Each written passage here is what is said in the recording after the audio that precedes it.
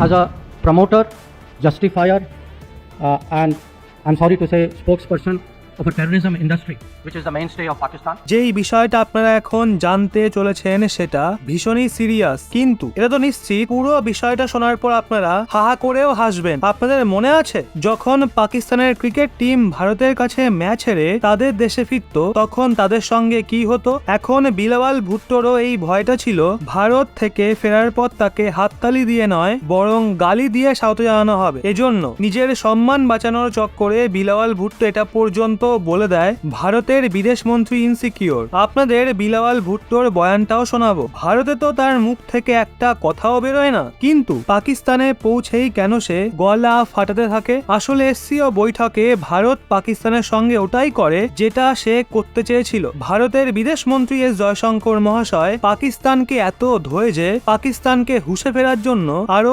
6টা মাস সময় লাগবে। সবার প্রথমে তো বিদেশ মন্ত্রী এস জয়শঙ্কর মহাশয় বলে বিলাওয়াল ভুট্টো জঙ্গি ইন্ডাস্ট্রির প্রবক্তা। তারপর জয়শঙ্কর বলেন বিলাওয়াল ভুট্টো কাশ্মীরের কথা বলছে। কিন্তু আমি জিজ্ঞাসা করতে চাই পাকিস্তান কবে পিওকে খালি করছে? এখন এত কিছুর পর বিলাওয়াল ভুট্টোকে এমন এমন মিথ্যা বলতে হয় যে আপনারাও শুনে হাসবেন। বিলাওয়াল সবার প্রথমে বলে ভারতের বিদেশ মন্ত্রী নাকি ইনসিকিউর, সে নাকি পাকিস্তানের বিরুদ্ধে প্রোপাগান্ডা ছড়ায়। তার পার্টি পাকিস্তানের মানুষজন এবং মুসলমানকে জঙ্গি বলে মনে করে, আর তার মনে হয় যদি সে এই বিষয়ে কথা বলে তাহলে জয়শঙ্কর মহাশয় ইনসিকিউর ফিল করবেন। নিজের মিডিয়ার সামনে মিথ্যা বলা বিলাওয়াল ভুট্টো ভাবনায় এত ডুবে যায় যে তারা এটা পর্যন্ত বলে দেয় যদি আমি বিদেশ মন্ত্রী এস জয়শঙ্কর মহাশয়ের সামনে বসি এবং কিছু নাও বলি তখনও তার মিথ্যা প্রোপাগান্ডা ভেঙে যাবে। মানে বিলাওয়াল ভুট্টো বলছে সে একটা শব্দ প্রয়োগ করবে না আর ভারত তাতেই ঘাবড়ে যাবে। এবার আপনাদের চ্যালেঞ্জ দিচ্ছি, না হেসে বিলাওয়াল ভুট্টোর এই স্টেটমেন্টটা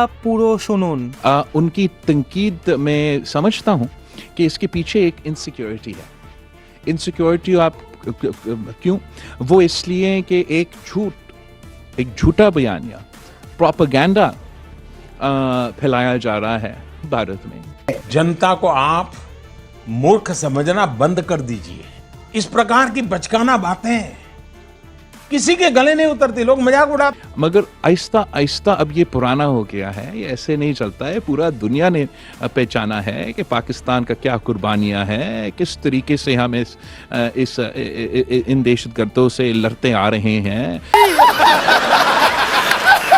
এবার বন্ধুরা যারা এই বিষয়টা শুনলেন আপনারাই বলুন, যদি বিলাওয়াল ভুট্টো আপনার সামনে এরকম চুপচাপ বসে থাকে আপনার ওপিনিয়ন শোনার জন্য, তাহলে আপনি বিলাওয়াল ভুট্টোকে কি বলবেন? এই সুযোগ যদি আমি পাই তাহলে তো আমি সবার প্রথমে এটাই জিজ্ঞাসা করব পিওকে কবে খালি করছেন? অনেক দিন তো হলো বিনা ভাড়াতেই অন্যের জায়গা দখল করে বসে আছেন, এবার ভালোই ভালোই ছাড়ুন, না হলে আমাদেরও ভদ্রতা ভুলে আপনাদের ঘাত ধাক্কা দিয়ে বের করে দিতে হবে। যদি আমার জায়গা আপনারা থাকতেন আপনারা কি বলতেন?